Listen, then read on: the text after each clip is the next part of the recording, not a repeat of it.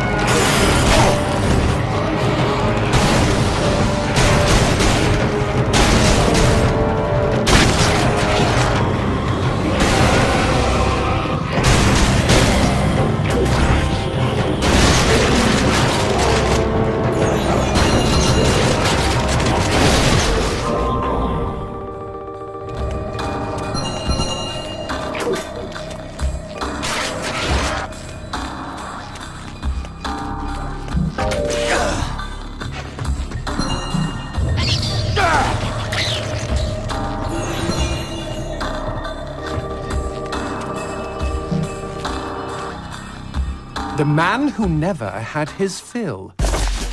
It was a cold and snowy eve. Certainly no night for a man without a home to be walking these grey and endless streets. Inside the pizza parlour, George Reed spun a lively tune on his harmonica. The local children giggled and pointed excitedly at the harmonica man as their parents glowed with approval. His reward would be all the pizza he could eat, 6 pies at least, and a warm bed in one of these folks' homes. He knew they were good for it. But when he tucked in for the night, George had not had his fill.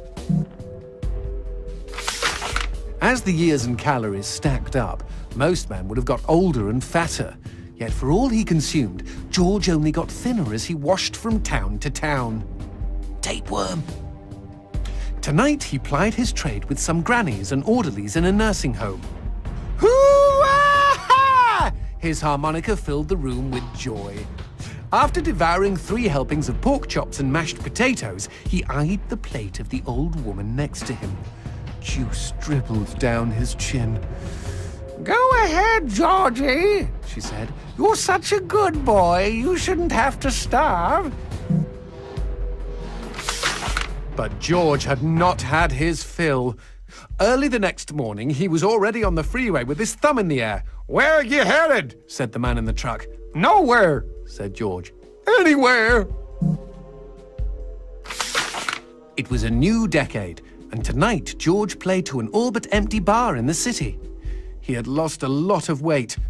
Afterwards, the only woman in the joint took the stool next to him and asked him his name. The bartender leaned over the counter. "You don't know this guy, Mary.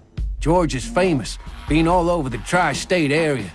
With a wink, he added, "Man's insatiable."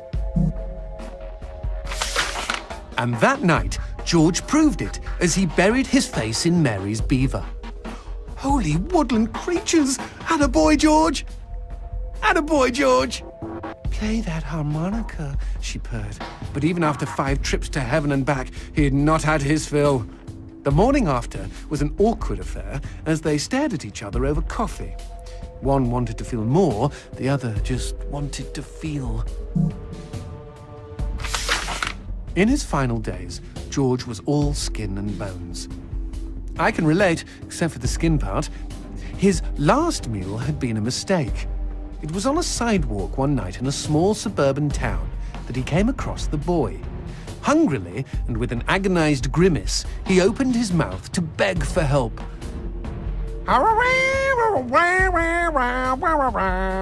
Out came a cacophony of wheezes and toots, but the boy understood. Wait, you mean Jorge ate his harmonica?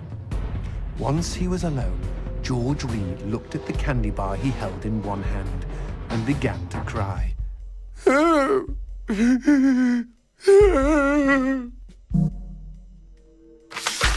They found George's half-eaten body in a market next town over. In one hand he held a knife, in the other a fork. Chunks of flesh had been torn from his chest and his arms. Blood framed an eerie smile. The wind that morning blew fierce, and as it whistled through the hole he'd carved out of his own neck, the harmonica man played his last song in this world. There were Gawkers, and many knew him. They shared stories of how he'd filled them with hope, filled them with life. They, at least, had had their fill. Especially Mary. The end.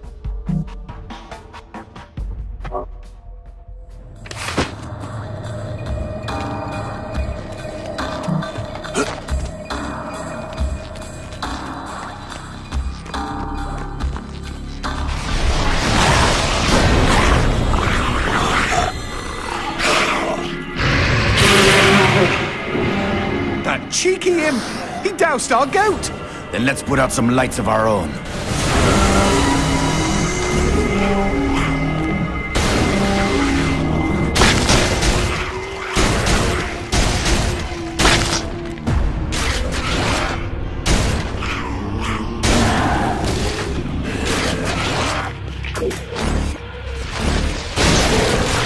Would you kindly bust a cap in those mother fudges before they douse the lights?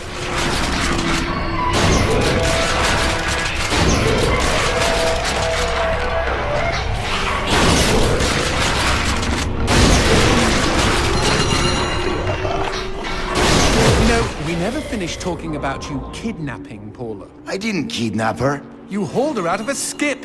Isn't that illegal in some states? What did she say? Nothing. Not for weeks. I was afraid to even touch her, you know? Like she didn't belong to me. To anyone. But something changed. There was a phone call.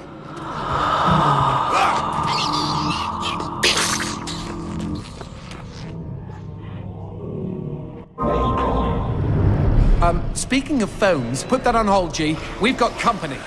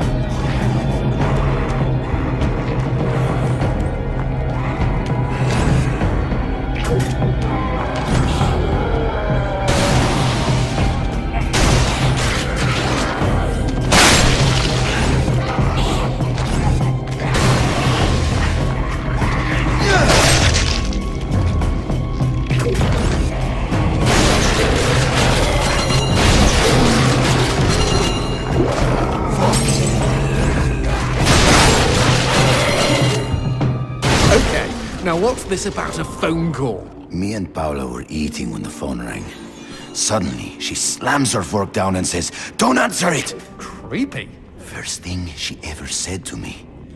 But I got up to take the call. Johnson, you should have seen her. She jumped out of her chair, ran to the phone, and ripped it right off the wall. Whoa. Then she came and put her arms around me and started crying. It was the craziest, weirdest, sexiest thing I have ever seen. I have been hers ever since.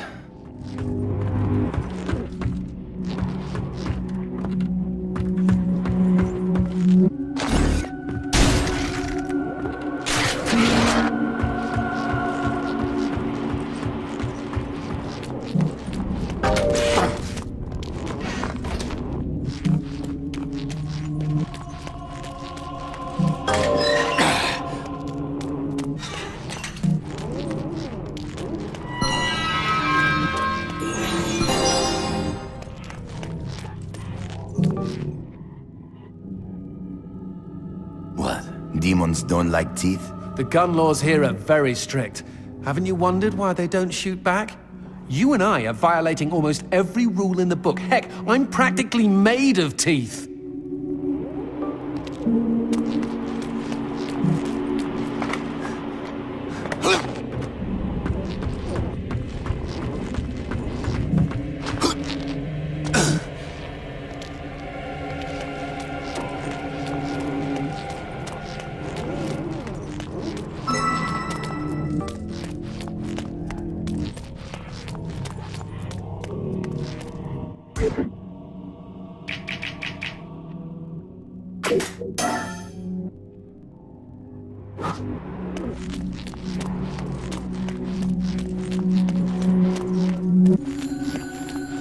Expecting any phone calls? No, siree.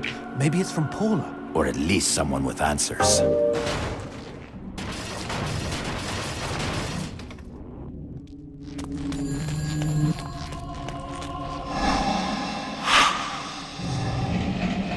Dios mío. Paula, is that you? When will this fucking torture end? Ah! From hottie to hamburger, just like that.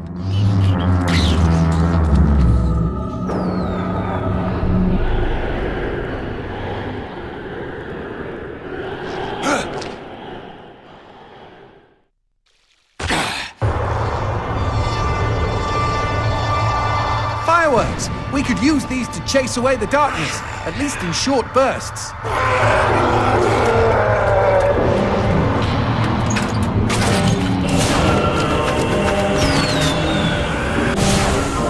Just look at them. Fiery sprinkles in a great big chocolatey sky. Johnson, shut up.